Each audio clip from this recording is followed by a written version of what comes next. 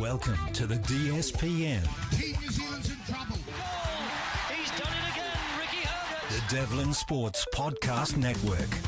Welcome to the podcast, people. Martin, Devlin, Lachlan Waugh, DSPN. Thank you so much. If you're tuning in on Rover, if you're watching on the DSPN YouTube channel, again, just hit that subscribe button for us. We're trying to get to 5,000 subscribers as quick as we possibly can. Thank you so much. If you can like, share, follow, leave a comment, do all of that. It really does help this side of the microphone. I've got to say, we've had some extraordinary responses to some of the stuff we've been posting on social media. Martin Devlin _DSPN on both Instagram and TikTok. We're on Twitter as well. One single post about Sam Kerr last week on TikTok, over 100,000 views. Thank you so much if you did watch that. And again, on the Instagram. Love the fact that you are engaging with us. And as I said, we're going to try and respond to as many comments as we possibly can. This is only the 10th week in existence, and we put out a podcast/show every afternoon at 4:30. Today, big time Six Nations rugby review. Justin Marshall, as always, was with his thoughts. And Chris Jones from rugbypass.com, Times Online. He was at Murrayfield this morning for Scotland, Ireland. We're going to play glass half full, looking back on another bountiful sporting weekend. And we start the show the same way we do every day. We live in an amazing, amazing world, and it's wasted on the crappiest generation of just spoiled idiots. Like it, love it, couldn't care less and shove it. You can't ignore Super Bowl. Super Bowl Monday here in NZ, Super Bowl Sunday, of course, in the US. It's only the single biggest annual sports event in their country and one of the most massive sporting days on the planet. TV viewing figures are just ridiculous. Of course, by the time that you're listening or watching this, the game's probably over. Last year, the Super Bowl was watched by 1 in 3 Americans, making it the most watched single broadcast event since the moon landing in 1969. Ticket prices began at around $70,000 US for the full corporate package to just $11,000 for a cheap seat in the upper decks of the New Orleans Superdome. And having gone there myself, you get a pretty damn good view up there. Now, those prices double, triple, quadruple by game day. It costs upwards of $10 million to purchase a single 30-second ad to play at halftime. Not that you could even buy one if you wanted, because they sold out last November. Chicken wings. They eat 7% of the total of all chicken wings eaten in the US are eaten today, and something like 325 million litres of beer are consumed, about 2,000 Olympic-sized swimming pools. Then, of course, there's the blah-blah, bling-a-ling, hoo-ha, there-to-be-seen thing that rides alongside, because Super Bowl is where the Grammys meet the Oscars over a game of what the US calls football. This is the Mount Everest of showbiz sport, the glitz, the glamour, the celebrity, wannabes, in-crowd, it people, supermodels, actors, rock stars, anyone who's anyone and everyone who thinks they're someone trying to get in. And this year, for the first time ever, even the sitting president, Donald Trump, in attendance. And then in the middle of all of this, there's a game of sport. Kansas City with a shot at immortality.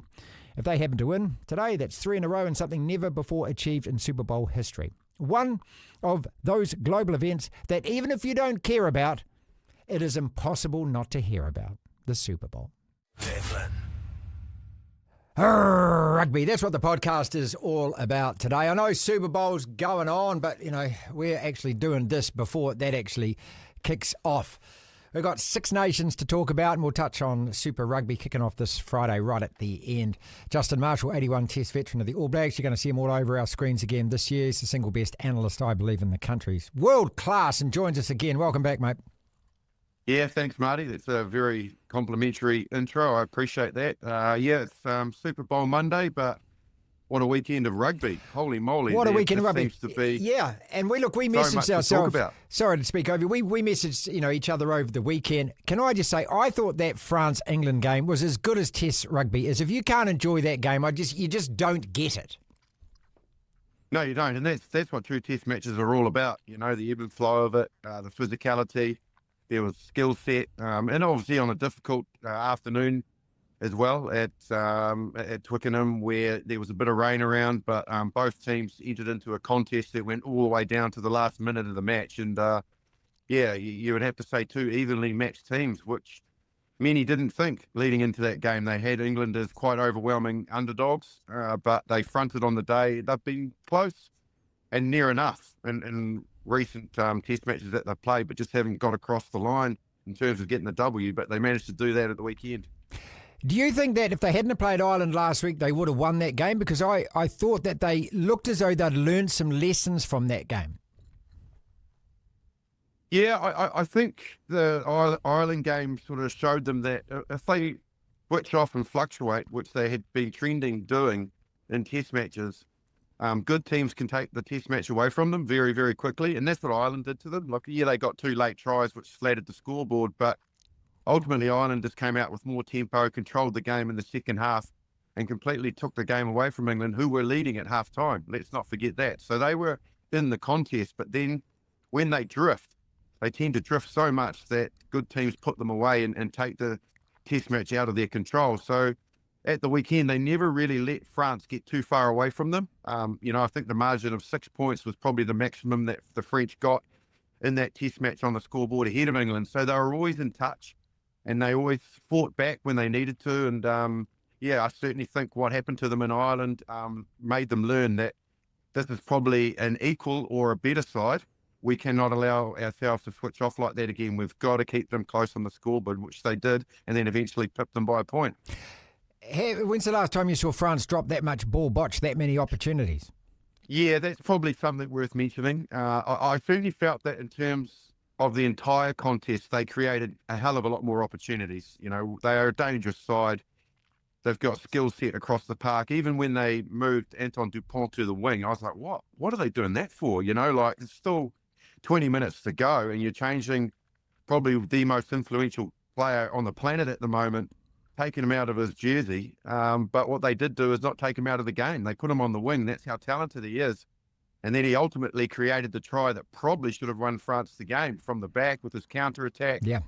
That pass was brilliant, wasn't it? Exactly. Just the vision, unreal. Justin, to see it with arms in front of him, just to see it. Yeah, I was stunned. With defenders all around him, and he freed up the space, and then they from there they were away, weren't they? But look, in terms of what your question was all about, in terms of the dropsies, yeah, they absolutely did.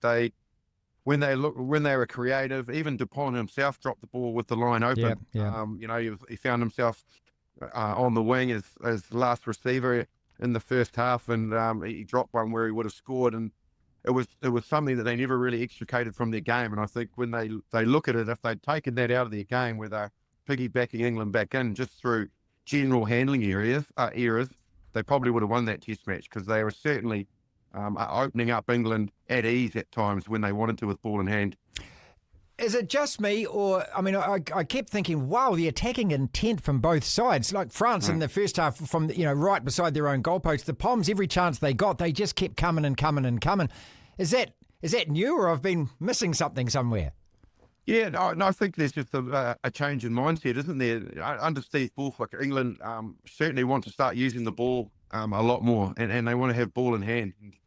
I certainly feel that they, when they've got players like Marcus Smith out there, Slade, Lawrence in the centres, they've got really good finishers on the wings, and then Marcus Smith at the back. He started at fullback for the weekend. Yep. They're a very dangerous side, so why not use the ball? Like if you've got players like that and they've got a really good back row and a good solid tight five with, Maro Itoje leading them, who just is workmanlike, he's kind of like the Sam Whitelock. Best in the world, of mate. English rugby. Keeps going and going and going, and they would be foolish not to use the ball. And the intent from both teams was really positive. Hey, remember I mentioned in our sort of my final summary last week about the creativity coming in for kicking structure. Again, we saw tries scored at the weekend from the ball being kicked rather than passed. And, England scored a really good one.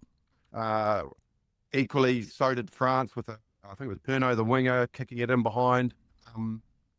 It's still very much a part of the attack. But the reason I wanted to mention that was traditionally you would see teams, particularly like England, just kick the ball out.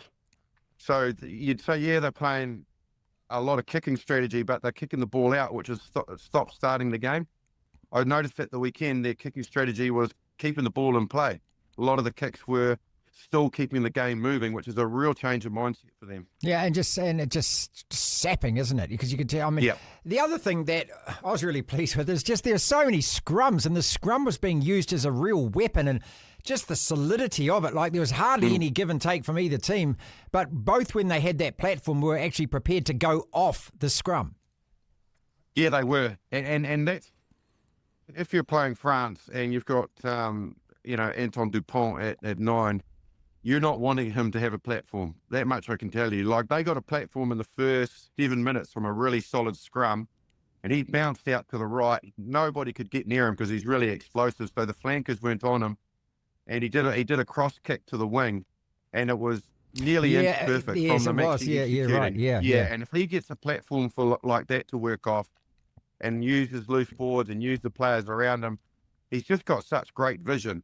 It's super dangerous. So if you're going to do anything, what you want to do is disrupt France's ball and try and make their scrum difficult for them on the day. But you're right, both teams on their own ball seem to have really good platforms to work off. And I guess the irony of it as well was line-out was a problem all day for England until Jamie George came on, and it probably cost them points and definitely cost them possession. But when they needed it, they executed. They got a good line-out ball off the top, bang down, worked a really, really nice little move. Before you know it, the winger, his name eludes me at the moment, scored underneath the post. Yeah, created good angles, didn't they? The other thing, no yellow cards in that, but no TMO interference as well. Like, I mean, it's just you breathe a sigh of relief, don't you? First 5. So it says Steve Borthwick got a real problem now. Finn Smith, Marcus Smith. Who does he go with? I mean, Finn Smith was played well, but that's one game. Yeah, it is one game, but I thought he was really solid. Like the enigma that Marcus Smith is he can be a little erratic. Like at one stage he took the ball into contact and he got it ripped out, and France probably should have scored. They counter-attacked for 50 metres, and it was just the final pass to, I think it was Mavaka. The hooker first half, went slightly over his head, but ultimately they should have punished Marcus Smith for that era, and then equally had the goal-kicking responsibilities and missed 2 easy kicks that would have put England ahead. Or kept them in touch as well. So, I think when you've got someone like Finn Smith at 10 and you've got Marcus Smith kind of slightly more uncomposed, the balance actually seems to be quite good. And then I think they put Fletcher on the wing. So, I quite liked it. I don't think it's created a headache for him. I think he'll stick with that combination and see how it plays out and see if Finn Smith grows into that jersey more. He hasn't had enough time in there. Yeah, it's true. But the only thing that can help him is to get those minutes in the jersey. Well, neither is Prendergast. And now you've got Andy Farrell who's sitting there watching this, and he's picking a Lions squad. He's got some green first 5s there, but look at the potential of these guys. He's got to name them, doesn't he, if they continue to play like this? Yeah, he does. And obviously the diamond for him is Finn Russell, playing really good rugby. Obviously Scotland aren't living up to my hype, which is very disappointing, Marty. Got to remind you of that. And he got injured, so that didn't help with a pretty horrible That was horrible, head clash. yeah, that was awful, mate, yeah. But he does have, I think, that security of knowing that Finn Russell, is international class, world class 10, and then he just has to build around him and put pressure on him to perform. The more that the likes of Finn Smith, Prendergast, even Marcus Smith, you might look at him as a 10, keep the pressure on, the better they will be for their selections. Justin, I looked at that Ireland team, and that was wee small hours this morning. I don't know how much of that you saw, but I'm getting up to do breakfast radio, so I watched the first half at home, and can I call it almost all black-like performance? It just seemed so pragmatic. They just did most things right. It's a difficult place to go and play against a pretty gnarly Scottish team. But if that was the All Blacks playing that game, I'd walk away feeling absolutely jack happy after that. And I think Ireland, it's not like they went up a level against England. It's difficult to describe, but they just, you know what I mean? They just played really good test match winning rugby. Yeah, and this is that team getting back to doing what they were doing well a couple of years ago, isn't it? Obviously, we spoke about it last week, Johnny Sexton being missing. He leaves a huge hole. So they're still trying to find that dynamic at 10. Jamison Gibson Park is playing some pretty good rugby, isn't he, man? I think he's quite regularly now in most world teams of the year. He's playing that consistently. So when you've got consistency at 9, and in the centres with Bundy, Arkey and Henshaw and co, they've got plenty of firepower and experience to build around that 10. It's just about them getting that player into their pattern, which was so methodical, which was so successful, as they became number 1 team in the world. And they're starting to look I don't think they're there yet. I don't think they're hitting that rhythm at this stage. But like you say, you see them go to a difficult place like Murrayfield against what will always be a tenacious Scottish team with history there as well, and go about just comfortably winning that test match, but doing it in a really nice mannered way. Just we played to their strengths. Played to the areas they needed to do and didn't give Scotland a sniff. No, that's it. Strangled them. They just strangled them. Look, I just sort of, again, great test match rugby, really good game plan, and was just perfectly executed. Yeah. And for Jameson, some players, I don't know, I mean, you've been overseas, you played overseas and as well, but that was at the latter end of your career. Some players, maybe just it doesn't work out in New Zealand. I feel like New Zealand, I just hope we're never in this trap where if you don't make this age group side or this academy side or whatever, then you get forgotten about because, some of these guys, they are actually playing much better rugby overseas. They've just unlocked a door for themselves and more power to them. And I kind of think, maybe that's just some players that you just got to get out of. It doesn't work in New Zealand, but it does work somewhere else, which is why I want to bring up a little bit later about our guys being able to play for any Super Rugby franchise, which is a bloody good idea. But just back to him, what is it? What is the key to all of a sudden becoming a better player when you leave New Zealand? Well, I think there's three of them in general, like who are regularly making World Teams of the Year, which is Jameson, Gibson Park, Bundy, Arkey, and James Lowe. Like James Lowe is playing some pretty good rugby. I think he was in the World Cup Team of the Year last year. So you think, righto, those guys couldn't even get a look in with the All Blacks, not even really anything above New Zealand Māori. So, I think sometimes players just need to go and find out what their real strength is in the game. And that might not be playing the style of rugby that we play here in New Zealand. I certainly felt when I went overseas that if I'd done it when I was 22, 23 and then came back, I probably would have been a better All Black. Wow. Because I learned how to deal with slow ball a lot more. I learned that I had to be more creative as a nine because they tended to T-bone each other, so you got slower rucks. So you're not rifling onto the ball all the time like we were in Super Rugby in particular. So I had to be a more creative player around that zone. And if I had that knowledge and then was able to combine that with the things we do really well in New Zealand, I think it probably would have made me a better All Black. You're certainly finding, I think, that the strengths of Jameson, Gibson Park and your Bundy, Arkey and James Lowe's, that they've just adapted to the style of play over there. Then they've brought what they had as New Zealand rugby players into the mix, and they've grown into it. Like Jameson, Gibson Park didn't set the world on fire the first 3 years he was over there, but he grew into it, and so did James Lowe, and so did Bundy, Arkey. It took them time. Mm-hmm. They weren't superstars straight away, Right. but all of a sudden they got there, and I think we can learn a lot about that. The problem is, Marty, these guys that we could potentially get back and they could be very good All Blacks, they have ancestry. That's or right. they do their time, and then all of a sudden we find them pulling on the bloody wrong coloured jersey, don't we? So they're playing for Ireland, playing for Wales. Look, after we Sean Maitland. After we chatted Sean last Maitland's week, another one. Here's another Brett one. Laney. After we chatted last week, though, there's a lot of comments and feedback, and thank you to everyone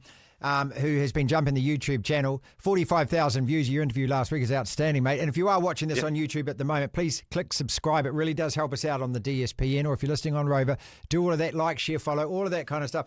But a lot of people are saying, you Kiwis, you always moan and bitch about players going overseas.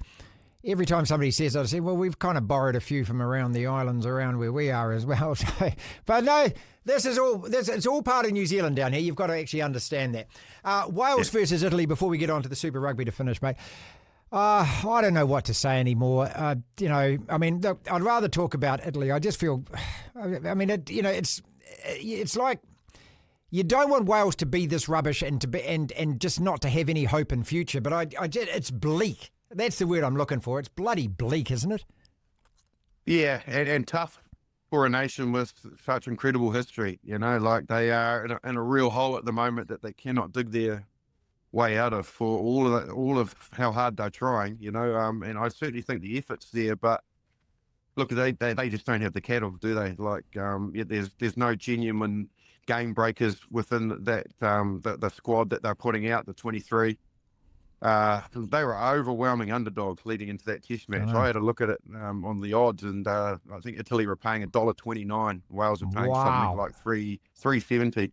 So I think the recognition is in that part of the world that they are not even as good a team as Italy, and I think historically they definitely beat them last year, Italy at home. So yeah, it is bleak, Marty. It's a good word. I certainly don't feel that there's any other players out there that they can get to turn it around. So they're using probably the best of their resources that they can, barring injury. And someone like Liam Williams, like they try and get him back and get him to find that sort of form that made him a British and Irish Lion, but his body at his age just keeps letting him down. He's forever injured. He only played one game the weekend before, and against France, and then he was out, for this game. And you need those kind of guys when you've got a really young, youthful side that's lacking experience to be out there, and having him missing doesn't help. But I think you're a great point is to focus on Italy. They're a tenacious, tough side now. They made life difficult for the All Blacks in November, didn't they? Yes, they did. Really difficult. Mm-hmm. Yeah, they made Scotland work really, really hard for their win last weekend. And at home, they're going to be a handful. And they're a bit of a nemesis side for France as well. So, now it took a while for them in the Six Nations for people to give them the credibility. I think they've earned that. Yeah. And fair. that's all they had to do. That's where they're going to get the respect. They weren't going to get it just by saying, Italy's got to be involved, otherwise they won't grow. It's like, righto, we'll let you in, but when you're in there, you got to perform. Win test matches, be competitive. Right. Yeah. And now they are, and you do want to tune into the games that they are playing, and that's great. It's credit to them, their country, and what they've been able to achieve, particularly in the last 3 or 4 years where they've gone like that. I can't see Wales getting a lot in the British Irish Lions. And Justin, I grew up when Wales dominated that side, that 77 side that came in, dominated. In 71, I was a bit young. I don't think they've won, mate. I don't think they'll get a player in there. Oh, God, don't have to select. Hang on, this is 2025, mate. Every kid's allowed a jersey and allowed to play. They've got to pick one, don't they? No disrespect to you, Welsh. No disrespect, but who? That's the problem. Yeah, that's very, very difficult. But, nobody's really setting the world on fire at the moment, are they? So even Josh Evans on the wing, who has been a Lion before, he's struggling a little bit for form. Look, they might jag one or two, but I hope that's not because we've got to put a couple of Welsh players in there. Like what Andy Farrell's got to do is pick the strongest side he can pick. And you've got to take that equation out of it of, we're going to have to tick the box of making sure that there is maybe four Scottish players and blah, blah, blah. No, bollocks. No, you don't. Pick the best squad that you can, and if that makeup is the majority of them are from this team or whatever, then that's just the way it is, because you've got to pick the players that are the best for the team. Well, let's think back to the last time they played in Australia. I think there was 11 or 10 Welsh players picked in their third test. So times have changed, haven't they? Over in 12 years. Yeah, Warren Gatland was the coach, and he picked 10 Welsh players to start that third test against Australia. Two Super Rugby topics to finish with. It's not a new one, but Will Jordan coming out, which is a good heavyweight voice, saying, hey, we need a draft system in Super Rugby like they have in American sports. It makes it exciting, evens the teams out. But I also like the fact that he's actually sort of foot-fronted the idea that, listen, if you're a New Zealand rugby player, you should be able to play for any of the Super Rugby sides because it's the same competition and still be selected for the All Blacks. I just find it just bizarre that New Zealand rugby's dragging the chain on this. It just seems to make so much sense, doesn't it? Yeah, well, historically that has still happened. Like you think of Jonah Lomu was at the Blues, and then he was a Hurricane. And, look at Bowden Barrett, a more recent example, a Hurricane, and now he's playing for the Blues. The draft system, it's kind of at play at the moment. So, where you kind of pick your strongest players, maybe you're starting 15, and then they are allowing other players that probably deserve starting positions. If they can't get it in one franchise, they might marry it out that those players can go to another franchise. But, I don't think that like a true draft situation, which is basically money exchanges hands for players to move, that we're in a position to do that as a country. Probably not. Probably if you talk to New Zealand Rugby Union, mate, they'll be going, no. Yeah, good idea. What about the players being able to be selected for the All Blacks if you're playing? And also, how much more interest would that add if we had 3 or 4 All Blacks playing for Queensland or something? I mean, all of a sudden, bouncing outside of New Zealand. I'm not entirely convinced that would help us as a nation get better. If we had our players filtering through the Aussie or Pacific Island teams. But, that's not to say that it wouldn't make things a bit more even. That's for sure. It'd give strength and depth. and- Surely it'd give us some extra strength and depth. I mean, these could be fringe players, I'm saying it may not be an established Yes. All Black, or it could be an Yeah. established All Black who's just thinking, I just need to change the scenery. I need to go to Brisbane and sit in the sun for a while. Well, there's a classic example sitting right in front of us right now, isn't there? Which is James O'Connor. He could have played for any one of those Australian franchise teams, but I think he recognised that maybe his game, maybe his mind, in terms of freshening it up, needed something different. So he made that move to a New Zealand franchise with the Crusaders, who obviously probably approached him as well. So it was a give and take type thing, but.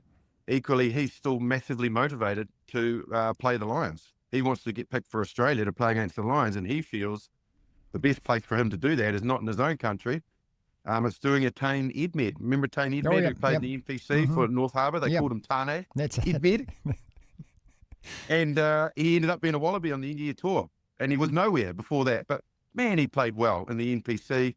All of a sudden, Joe Smith sees him doing what he's doing, and he finds himself in the Wallabies, and he made his debut. Unfortunately, he got knocked out after, I think it was 3 or 4 minutes in the Irish Test match when he came on. But that Wanted just to goes play to on, show yeah. you how players can all of a sudden show something different in their game just by being around different players and in a different mindset.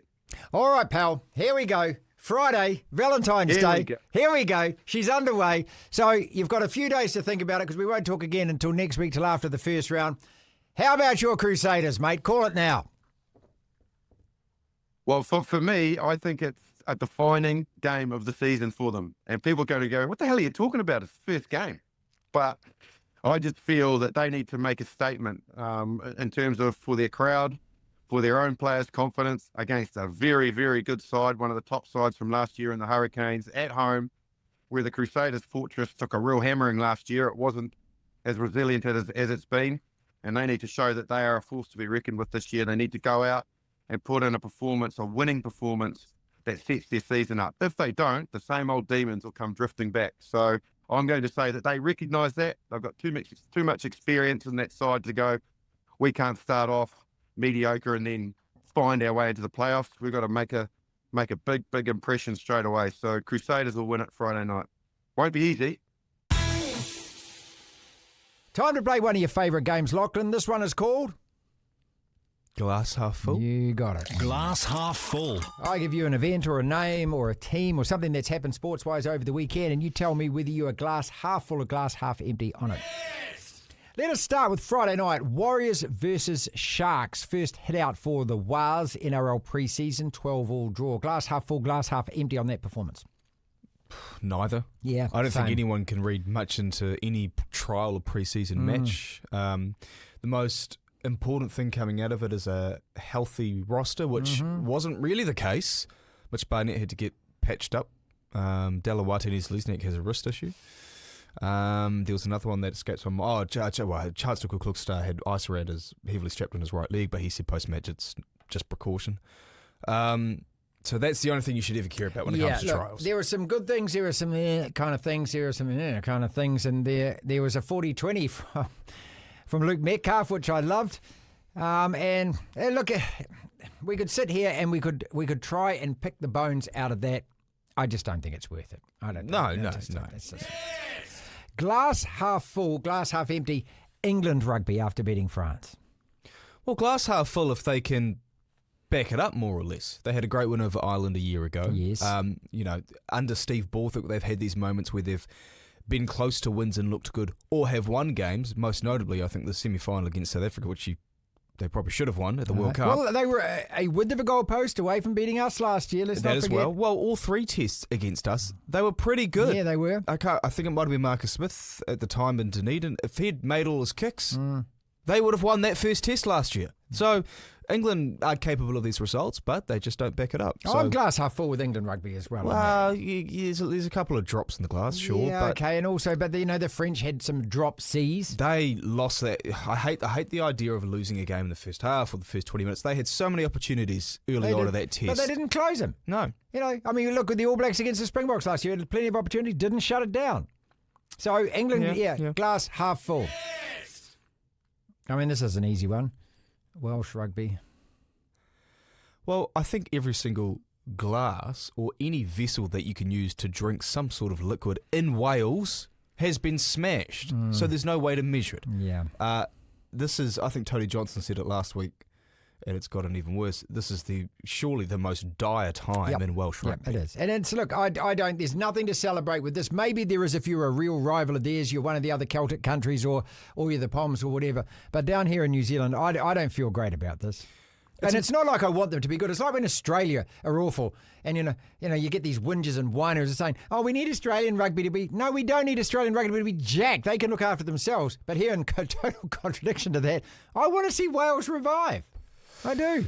Yeah, there's a nice sort of rivalry that we have with them. It's kind of like a friendly one, isn't it? Yeah, but well, I just like the history of Welsh New Zealand rugby, and I like the people, and you know. Yeah, and also they're a rugby loving nation. It's the national sport like us, but also it's ironic in quite a sad way that the bloke who was at the helm of the team for the 2000s and the 2010s, when they were at least over the last 20 to 30 years, is probably the most beloved coach, is also the one at the helm of their most He's horrific won Six period. Nations. He's had great success with them. Well, took them to 2 semi-final appearances at the World. Might have been more than 2, actually. Might have been 3 at the World Cup. Glass half full, glass half empty. 2. Ireland. Glass half full. It's more full than it was a week ago. Exactly Not that right. there was anything wrong with the And England both, and look, performance, and Justin has said this, and we're going to ask Chris about this as well. But look, that this morning, and I was up doing my breakfast radio show on the Sound, just in case you didn't know, doing that these days, 2 jobs, and I was really impressed by them. I thought that they went up a level than they did the previous week against England, and just more cohesive. They just didn't make a lot of mistakes. They look like a really strong side again. Well, they're a bit Plenty like the of depth. Springboks, where it might not be a full-on 80-minute performance, which is, a bit of a pipe dream in itself in rugby these days. No one really ever has an 80-minute perfect performance, but they just get results, they get wins. And they're doing it with this first 5 experiment, which seems to be now settled on Sam Prendergast, and also without their head coach. How would the All Blacks do with, well, I guess we do have question marks around the first 5 position, but without Scott Robertson? How would we have done without Steve Hansen at the... Well, to be fair to Ian Foster, the results last year, if Ian Foster had been in charge of the All Blacks, he would have worn it for those results, losing 4 test matches. Razor had a pretty easy ride from a lot of people last year. He would have, and for good reason. He would have worn it following on from the previous 4 years. Yes, he would have. Okay. Now, he wouldn't have worn it if that was his first year in charge. How do we get into that? We're not talking about... Well, because you're banging the drum and you're pro Fozzie all the time, so you just find a way to Oh, plug look, him, I'm don't not you? pro Fozzie all the time. I just think that, he wasn't a bad coach like people think. No, he was unfairly treated. He is was. better than what people gave him credit for, and I think Razor's a smidge worse than people think he is. Okay. But this year, Still Razor, a good coach. Still a good go coach. unbeaten. Sorry. Still a good coach. But And then you're I just the think Messiah. that, Beat anyway, the box twice in New Zealand, Razor. You're the Messiah. we can talk about that later in the year. Glass half full, glass half empty on the idea. Will Jordan's come out in favour of it, and it's not his idea. It's been floated a lot of having a draft system for Super Rugby, and B, allowing all New Zealand players to play for any Super Rugby side and still be selected for the All We've been blacks. talking about this for years. Why is this It's just not fresh, it's not new. This is always come brought on, up. New Zealand Rugby. How easy is this, you dumbos? It's as simple as saying yes. Well, because- that's it. You don't even have to debate it. Just say yes. No, because they it's like they're sticking a stick in their own bike as if, going down the hill. Because immediately when this idea comes up, it's either the Players Association or some players, or even some teams or someone involved with NZ Rugby, someone says, well, you can't just uproot people's lives. You can't do that. And then people start complaining. Now, it's in Australia, mate. No. Well, I was having a great discussion with my flatmate the other day about this. I think we were up till like midnight on a weeknight talking about it. But in American sports, like the Luka Doncic Lakers trade, one of the biggest trades in the history of the league, no one's ever talking about, well, that's a bit unfair on the players. They have to move cities now. Yeah. Well, no, because they're earning millions and millions of dollars. Now, granted, Super Rugby players, mid-level ones aren't earning millions of dollars, but they're earning a damn lot more than you and I are. And also, let's be honest about it. You're living in New Zealand. You got a chance to live in Brisbane or Sydney. Yeah. Well, what even that? I mean, if you get transferred from Auckland to Dunedin, geez, it's not like it's Kaikoura or the Stewart Island. I mean, settle down. And also, I just think refreshing the players, it'd be fantastic. It'd give another good reason to watch all of the teams in Super Rugby. If you had the New South Wales Waratahs and they had 3 or 4 All Blacks in, right? Oh, yeah, it spreads the... I mean, the Blues have Harry Plummer, Bowden Barrett, Stephen Come on, New Perifetta. Zealand Rugby, just bloody do it, mate. No, but in all seriousness, what will happen is the Players Association will step in and say the players don't want this to happen, and because of how much power they have, it'll never happen. It'll never happen. It'd be great if it did. This is New Zealand rugby when it comes to this. But think about it. Richie Mo'unga went to Japan. What if the Western Force or the Reds or maybe the Waratahs, they do have a good option at first 5 and Tainted, but what if one of them threw over $1 million at Richie Mo'unga and said, hey, come play for us? And he's like, great, I can go play in Perth or Sydney. Absolutely. And then he can still play for the All Blacks. You know? Time this podcast goes out, the Super Bowl will be well and truly underway. So we are doing this before it kicks off. Glass half full, glass half empty on your Eagles. There goes Lachlan under the table. Imagine there's a couch in front of me. Yeah. I'm so petrified. Yeah. I'm so nervous. Yeah. And look, what's going to happen is it's going to come down to one or two plays, as these always do, and who takes advantage of that, and then who's got the ball last play. Because if it's Mahomes, we keep saying this, and if he's got to ride down the field to win the game, you know he's going to do it. Because they've been doing it all year, and they've done it for back-to-back Super Bowls.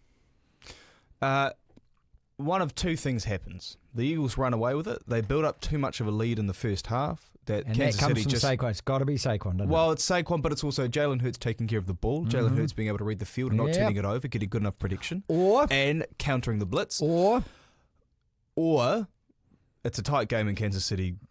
Whether they're behind by a little bit, ahead by a little bit, they see out the game. Because, it's not about who's got the better team. It's not about who's got the better players. It's about who manages the clock best. That's all it is. Glass half full, glass half empty.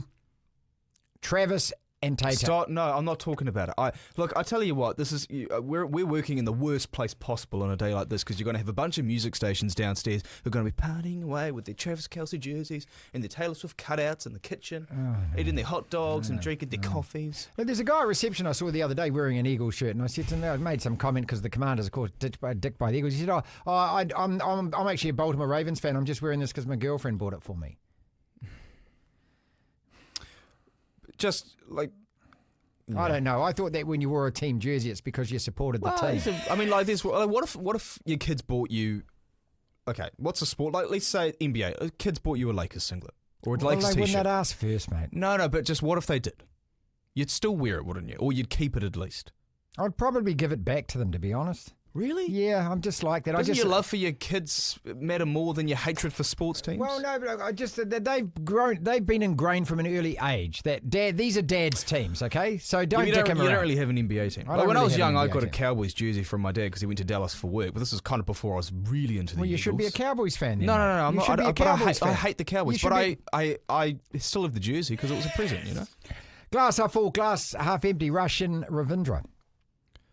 Well, glass half, I feel really bad for him. Yeah. I don't know if that's full or empty, but... Well, I mean, I'm always full with this guy. I love him as a player. Well, in general, yes, absolutely. He's such an asset to us. But that was hideous watching that. And I didn't watch the game. I just saw this on replay where he loses the ball in the lights. His arms are down, so he doesn't even attempt to catch it, just bonk. Yeah. And a cricket ball is like getting hit with a beer can. There's no way he intended for that to happen, No. You know, it's worse than a beer can. You know, let's hope that he's okay. Black Caps play again just the tonight. Replay, you see the blood coming out but of his the Black head. Caps play, look, this, you know, glass half full, glass half empty. The Black Caps beat Pakistan. Now we're playing South Africa. This is all warm-up stuff before the business starts Wednesday week in the Champions Trophy. It's like the Warriors in the NRL. Agree. These results don't mean matter. Congratulations, Glenn Phillips. You got a century, but come on. Don't we open the tournament against Pakistan? They're going to kill us. Glass half full, glass half empty. Plymouth Argyle. I don't care. Of course you do. No treble for Liverpool this year. It would have been nice. We might win the League Cup, and that's a treble of sorts, isn't it? It's not the treble. Not the treble. Look, win the league and the Champions League. Yeah. I love the FA Cup like this. I mean, that wasn't a bad Liverpool side. It wasn't like you put out a bunch of kids. It was a mixture of A, B, and C players. So it wasn't our best Plymouth team. Argyle are ranked 20 and 20, maybe 20, struggling 40 in the places. Aren't they in the? I think they're League bottom One? of the championship. Oh, then championship. So they're about 40 places below. They get a 1-0 win. The greatest day in their football history. Yep. Well, at least in their recent history. Well, that's what the FA Cup's about. I love the FA Cup. I've always loved the FA Cup. Yeah. Well, I talk about it a lot. I think it was 3 years ago when we were going for the quadruple, and then we got just worn out by the end of the season because of all the fixtures. Yeah. Get out of these comps. You know, I don't care about the cups. I want the Champions League and the Premier League. Couple to go. Glass half full, glass half empty. VAR, and I'm talking about the FA Cup between Man United and Leicester. Glass half full on Saturday. Glass half. Why isn't it in the FA Cup? How good is that for United fans? Because if it was, we'd be extra time and then penalties against Leicester. And it was so offside. It's incredible, isn't it? If you watch the replay of that, take the VAR out of it. You got two linesmen, because they were men, and a referee, and they're both on the line. They can both see it, and the referee's standing right there, and all three of these officials missed blatantly 3 guys offside. It is incredible. How do they miss that? The only That's argument, because everyone now relies on VAR technology, and no one's prepared to make a decision these days. That could be part of it. You should be smart enough in your profession as a referee to go, there's no VAR in this game. But also, it's probably because they, in their peripheral vision, that they saw Maguire and then thought that one of the players behind him or standing next to him was maybe a Leicester defender, but in fact it was another United player because 3 of you were offside. You know, whatever.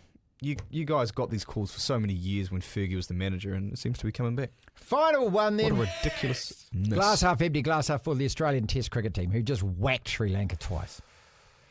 I wonder how Sri Lanka Everyone else felt. is doing warm-ups for the one-day Champions Trophy thing. They're playing Test matches. That's how they'll probably confident win the they are. Champions And they'll Trophy as probably well. win the Champions Trophy. I love how Sri Lanka got, 257 of their first innings, and there was a point where Australia were 91 for 3, and they're thinking, here we go. Here we go. We're looking all right. And then there was, at least after 2 days, it was 239 runs, the partnership. I don't know how long it ended up lasting, but Steve Smith and Alex Carey just smacking them around. And then, yeah. I like the Aussie cricketers. I've said this a number of times in this podcast. I don't mind it because they're good and talented. They're dickheads, but they back it up. I just don't really like Steve Smith that much. So they're winners, aren't they? Well, they are. They're perennial winners. Final one. Glass half empty, glass half full. SailGP. We just bummed out in Sydney. Just couldn't do it. Happens, I suppose, doesn't it? Yeah, happens. Yeah. Who wins Super Bowl?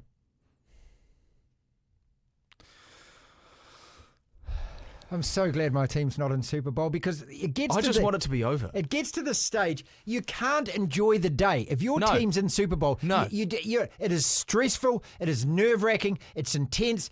Your phone's going the whole time from every wanker that you know who's going, oh, you're down 10-0. Oh, you're down. The whole thing is, and at the end of the game. You're one of them. Well, I woke up to a text from you while you were doing your breakfast radio show that just said Argyle and nothing else. I mean, thankfully, I didn't really care too much about it. But it's annoying. And at the end of it, you might win, and it's just relief, and you're a shriveled puddle on the floor, and you haven't enjoyed a single second of it. You're sweaty, you're hot, you smell, you're shaking, the heart is horrible. That's it. I just want it to be over. I can't wait until, even if I don't want to lose, but if we lose, at least it's done, I just can't do it.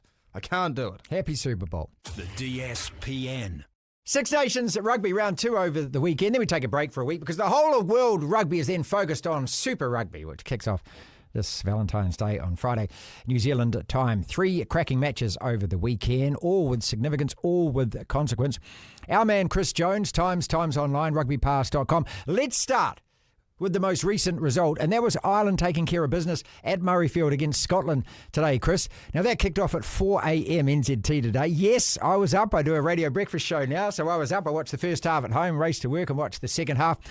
And obviously, the second half, I've got a few other things on. But my overwhelming impression was that Ireland were just too big, too strong, too classy, too pragmatic.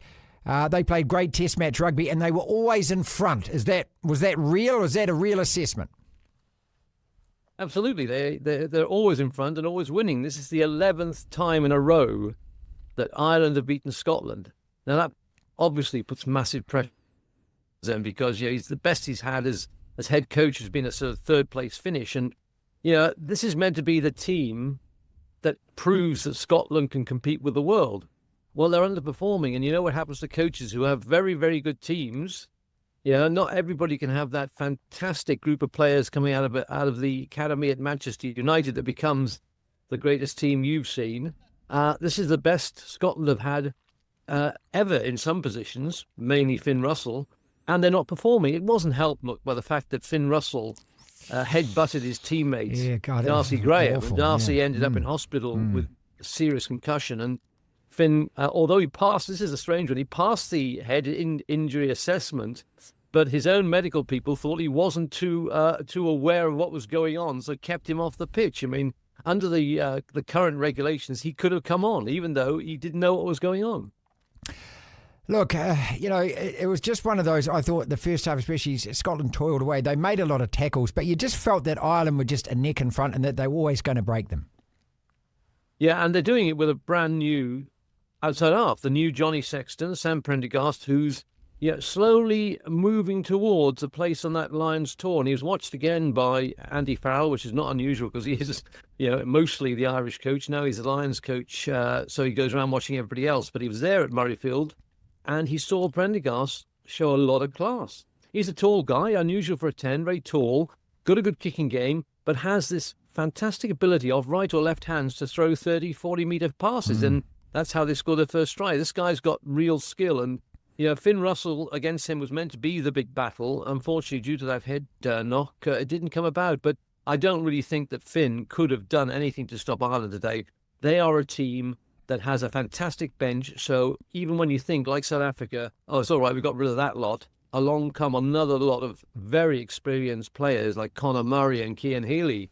I mean, these guys are centurions coming off the bench. Yeah. Look, we've been saying, haven't we, over these two games or previous to this game, about what we saw at the Autumn Internationals and last year post the World Cup, whether Ireland were in some kind of a dip. I think that the last two weekends have shown us, though, that's not the case at all. They've bonus point wins, both of those. They're the only team that's won 2 out of 2 now, and they're going for their own three-peat like Kansas City in the Super Bowl today. But they looked, dare I say, they look as strong as they have in the last 2 or 3 years now. Yeah, and the good news for Wales is that they're the next opponent for Ireland. I was going to get on to Wales. Of course, Warren Gatland is now 0-14 in a row, and is sort of hanging in there. We don't quite know why he's hanging in there. It's not doing his what's left of his reputation in Wales any good. He keeps on talking about spending some time on the beach with a nice glass of red wine. You probably think he'd want to be there now because this is just painful to go to Italy.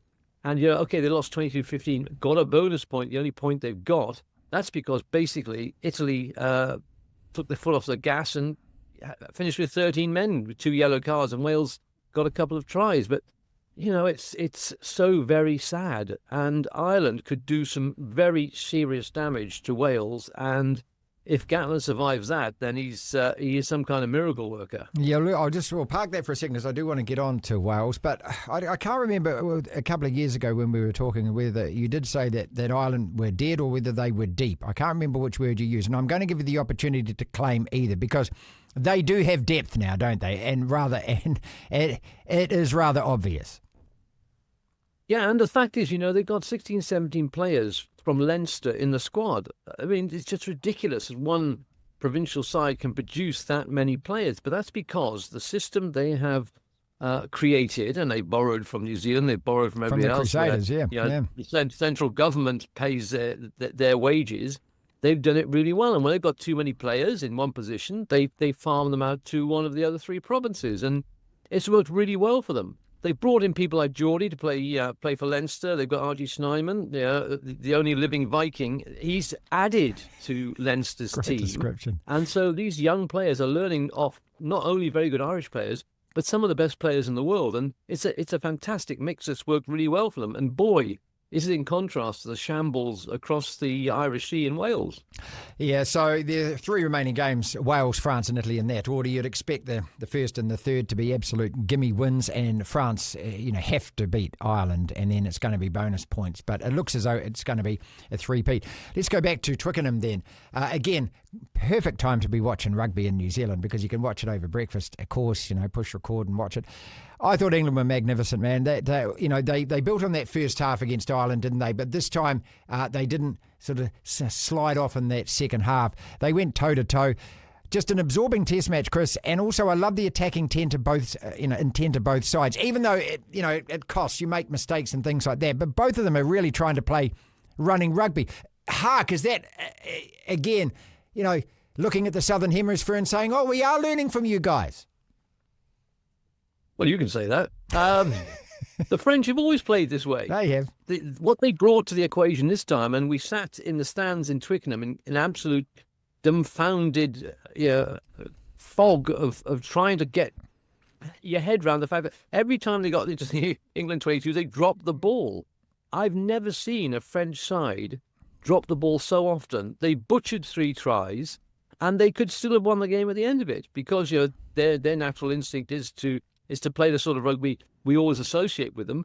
But even their own players are now saying, well, maybe we should park all this fantastic, wonderful stuff until we've actually won the game. And that's what they didn't do on Saturday against England. They gave England those opportunities which other England teams just haven't taken.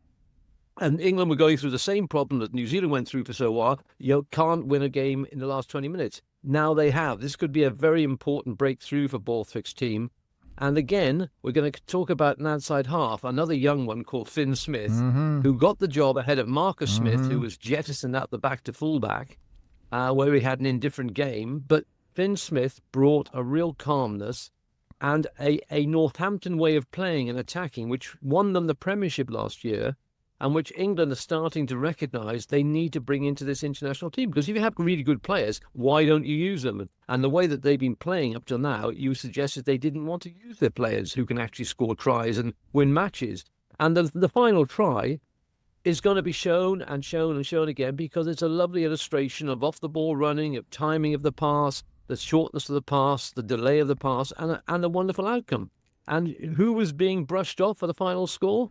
The man who is the greatest player in the world as we know it. But you were there, you watched the day that Antoine Dupont became human. Look, and I thought that happened in the first half when he had the try line absolutely in front of him and somehow the ball slid out of his hands. And I was going to ask you, obviously you've been there, was it really greasy, was it slippery, was it just that annoying kind of rain which just makes it, hard to hang on to? There was no rain. Okay. It was due, yes, because if they're playing a 4:45 with in darkness here and cold, but there was no excuse. It wasn't like in Rome, where it was tipping down for the entire match in Rome, and in Twickenham it was perfect. Okay, well, it the just French might have been my TV rain then in that country. case. It looked as though it was, and they kept dropping the ball. I just assumed naturally. Wow, you see, we're baking in the sun here at the moment. We're just going through a heat wave at the moment. It's just hard to get your head around. At 5 o'clock at night, it's due and the ball's slippery because of it. Yeah, but not to such an extent that England kept on dropping it. No. It was every time they threw it to a French player, be it the hooker, be it Dupont, anybody. It was a very strange performance from France. Sean Edwards described it as they suffered from the oopsies. Yeah, good call. But I just point out to my colleagues from the Sunday Times that Biel Barry, who got his tries, as he came out for the start of the second half, threw up 3 times. Now, I don't know what he was drinking at half-time, but where he broke through early in the second half, he couldn't get to try line because he'd only just been finished throwing up. Right. There was something very strange going on with him. I don't know what it was. It was a very un-French performance. And there were more French fans there than I've seen for many, many years, and they all left incredibly dejected. And needless to say, the French media are giving him a right good kicking. Look, does that say Bortho's job? If England had lost that one, was he really in trouble? And when you say that, look, this could be a statement for England. Look, I thought the statement was last year when they had the last-second drop kick to actually beat Ireland. So, they've got to, again, build on this. It can't just be this one-off win for them, can it? No, this is it's a point that's been made by a lot of ex-international players who've said, look, we raised the flag in success and lauded our team when we won with a drop kick for the last kick of the game. Now, this can't be as good as it gets this season, because otherwise you will start asking questions again about Borthwick. At the moment, Borthwick can build on this. He now knows he has to fully embrace the way that Northampton play, which means putting the ball through the hands, weaving some intricate patterns that rely on good timing and picking the right players, which he hasn't done for a while.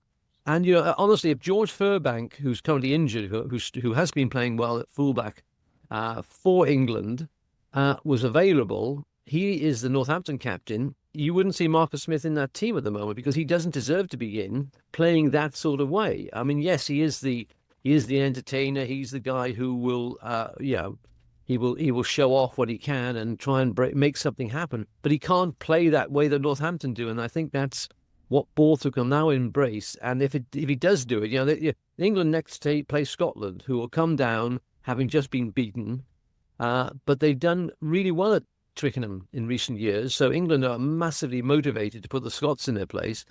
And if England play like they finished that last 20 minutes against France, then Borthwick's team have got a great chance in this championship because, Ireland are probably on for a Grand Slam or at least the championship. But, if the French suddenly rediscover the ability to hold on to the ball, then that is the key match. All right, then. He's got a lot to think here about Andy Farrell, hasn't he? He's got 3 potential first fives because Marcus Smith is probably still in the mix. Let's go finally then to Italy, Wales, and back to Warren Gatland. And that's 14 or 15 now in a row, below Georgia in the rankings now.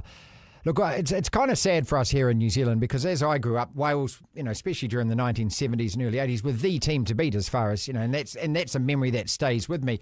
And, no one wants to see, anyone who loves their rugby doesn't want to see a team with such a proud history being as awful as they are at the moment. But there's just no way out, is there? I mean, Italy will be wrapped that they won't get the wooden spoon, but Wales aren't going to win a game now. No, well, as we mentioned last week, they play England last, and they would have thought there's a chance with that one, but obviously it's not going to be now because England are going to turn up with a team that could really hurt them. And, for Wales, it only took a couple of one injury and some illness to remove their first choice second row Daffy Jenkins on the day of the match against Italy. Then Liam Williams injured his knee. And suddenly you take 2 guys out with a lot of caps, and it's an even more callow bunch than they ever had before. And they're not suddenly going to find players with 80 or 90 caps to draft in. When England needed direction on Saturday, they brought Jamie George off the bench. Yeah, with all his caps. Another one heading towards a century. Wales don't have that ability. And, you can point the finger at Gatland over a number of decisions he's made in terms of selection in this campaign already, which have suggested he hasn't got his finger on the pulse. But his other coaches are not delivering either. And this is, the worst thing to report about Welsh rugby at the moment is ambivalence. And that normally isn't a trait that we have as a nation when it comes to rugby. But honestly, people are losing faith. And it's a very sad situation. Super Rugby this weekend, mate. I tell you what, you'll be watching every single game, won't you, eh? Watch rugby how it should be played, Chris. This weekend, kicking off on Valentine's Day. I'm sure you'll come up with some more fantastic variations to the rules yet again. I'm waiting with bated breath till you come up with that one where you lose 2 players out of the pack and it becomes a 13-man game, which sounds remarkably like something else that gets played down under.